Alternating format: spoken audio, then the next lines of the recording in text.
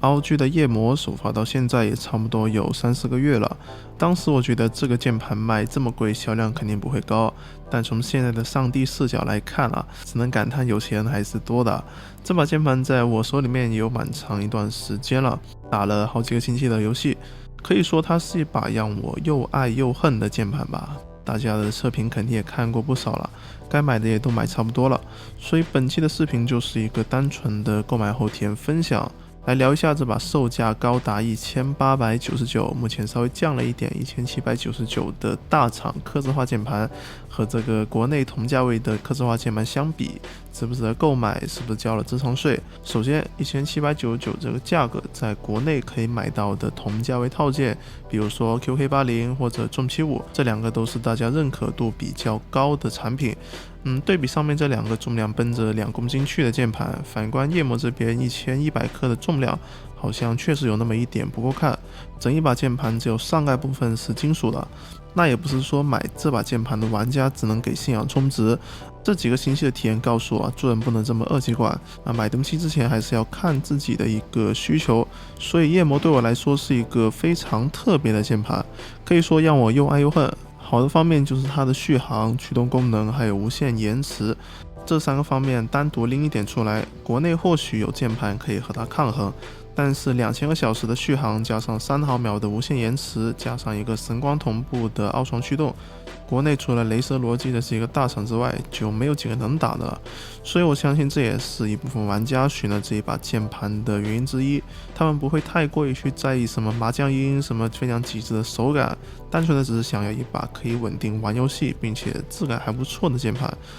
可以说就是和客制化完全不同的2个圈子了。至于夜魔本身，我觉得它对游戏市场也是有一个象征意义在这里的，就相当于一个转折点。传统游戏键盘厂商第一次和客制化圈子有了交集，从包装里附带这一堆配件，比如说润滑脂、开轴器，就可以看到 ROG 是在鼓励玩家去动手对这把键盘进行改造的。可能这对客制化圈子里面的老玩家来说是家常便饭，比如说润个轴、润个大键啥的。但如果你一直是 ROG 罗技、雷蛇的用户，对这一部分玩家来说，什么拆轴、润轴，还有调整大键这些，可能是完全没有概念的。这或许是一次非常新奇的体验，让一颗声音表现比较一般的轴体，通过拆轴、润导轨、润小角、润太滑，变成一个非常 HiFi 的声音，并且手感也更加顺滑。我觉得还是蛮有意思的事吧，有点像我第一次折腾机械键盘的感觉。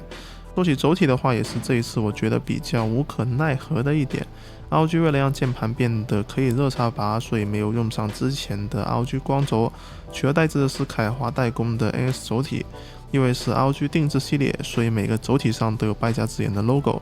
这么一想，我买一把键盘可以拥有82个眼睛啊！我去血赚！我手里这款3扎红轴在传统红轴的基础上，稍微把触发键程提前了一点点，1.8毫米。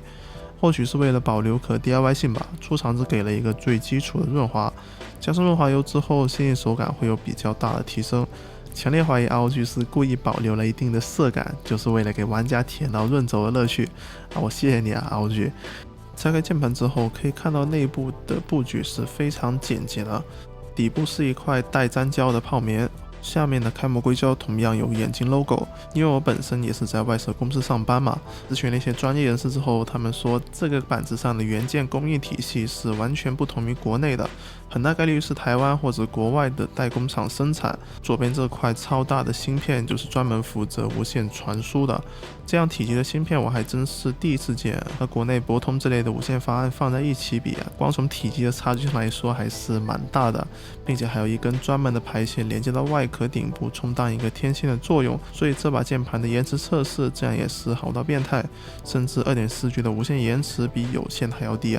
3毫秒的延迟直接在我测过的键盘中图榜了，反映在游戏中就是好像键盘会预判你的操作一样，你的想法会比你的操作更先一步的反映在游戏中。很久之前在雷蛇的光轴键盘上体验过一次，对于一些比较发烧级的玩家来说，我觉得还是蛮重要的。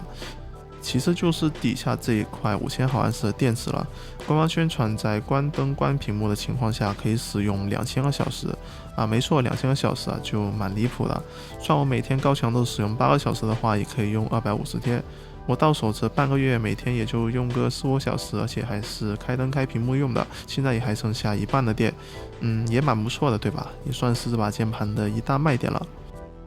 最后就是这一个让我又爱又恨的奥创驱动了。这个驱动功能首先还是蛮强大的，可以直接同步电脑上的屏幕显示内容，转换成键盘上的灯效。RGB 自定义的功能也很丰富，也可以让作为华硕的灯光设备和游戏中的状态声光同步。如果电脑的主板是华硕的，同样也可以直接控制风扇、灯光。这些功能也算是大厂独享的 moment 了。但这个奥创驱动它功能强大的同时，也会带用非常多的系统底层，就很容易出现一些安装不上或者软件打不开这些奇奇怪怪的问题。像我这里就遇到了一个 OLED 自定义功能没有办法进入的情况，一点进去就无限转圈，然后提示错误，就很无解。上网查了一圈，好像也不止我一个人遇到这个问题。期间我也试过了魔法上网重置键盘，重新安装程序，这些都没有办法解决。虽然功能很多很强，但这些基础的功能却没有得到维护，也是我觉得这一把键盘或者是奥创驱动给我比较大的一个遗憾了。整体看起来，这把夜魔键盘还是有很多大厂的优势在里面的，比如无线延迟，还有不同蓝牙设备之间切换连接速度都做得非常不错，并且 ROG 这个品牌本身就带有一定的破圈效应，可以让大家更加乐意去接受这样的属性，也可以让更多玩键盘的人知道有客制化键盘这个概念，也可以促进一些目前国内客制化厂商和大厂之间互相学习和交融，继承两者之间的优点。我觉得这是这把键盘诞生一个非常大的意义，让之前两个完全没有交集的圈子融合在了一起。好了，那就是本期视频的全部内容，感谢大家观看，我们下期视频再见，拜拜。